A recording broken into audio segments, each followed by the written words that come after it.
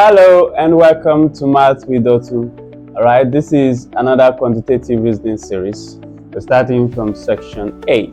Alright, let's look at the samples together. We have 3 samples and each of them with 3 pots. You have 4, 2, 2 here, 6, 3, 2, and 1/7, 7. Right? Like I've always said, except you can easily figure it out, when you want to do your analysis, make sure you use the one without repeated number so that you don't mix things up. Okay, but this one look quite simple, right? So let's start with our basic operations. Check addition, subtraction, multiplication, and division, right? So addition, we can see here from our number facts, we know that 2 plus 2 is 4, right?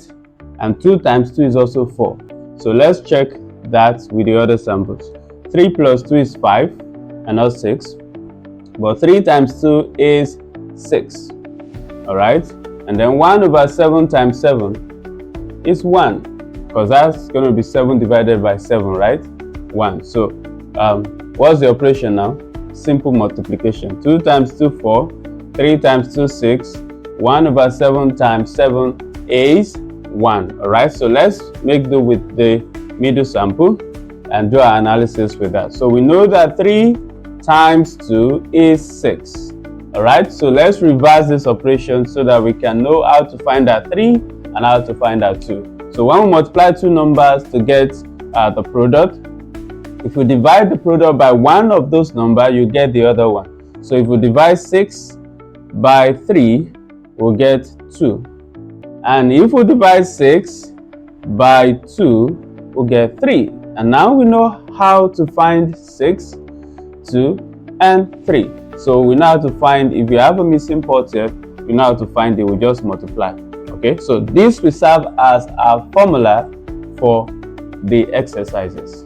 Alright, now let's go over and solve the exercises. Alright, now to the exercises. Right, we have 3 questions under section A.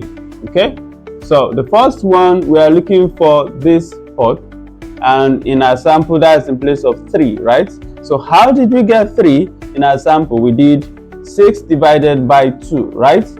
6 divided by 2, that means we're doing 38 divided by 19. So how many 19s are there in 28? 38. By the time you do your calculations, you discover that the answer is 2, because 2 times 19 is 38. Alright, that is done. We'll move to the next one. We have a missing part here, and that's in place of 2. So how did we get 2 in our analysis? We did 6 divided by 3. That's 6 divided by 3, meaning this part divided by this one. Alright, so that would be 49 divided by 7. So 49 divided by 7, from our multiples of 7, what do you multiply by 7 to get 49? And that's 7 itself. Alright, so 7 times 7 is 49. So 49 divided by 7 is 7. So the answer to number 2 is 7. Simple, right? And then for number 3, you have this top missing, so that's in place of 6. How did we get 6 from our analysis? We did 3 times 2, so that means this part times that one. So 3/5 times 1/3. Let's do that here for number 3.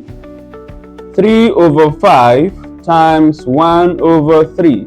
Alright, in multiplication of fraction, you can do your division by cancellation. Check if there's a number upstairs that can divide a number downstairs before you multiply. And here, obviously, we have 3 in 3, 1, and 3 in 3, 1. So we can now do a straight multiplication. 1 times 1 is 1, and 5 times 1 is 5. So the answer here is 1/5. As simple as that. Alright, in our next section, I'm going to leave some questions for you to solve. Alright, so get ready. But for this one, if you have any question, let me have it in the comments. Alright, and do it to like, share, and subscribe if you have not. Thank you. Bye.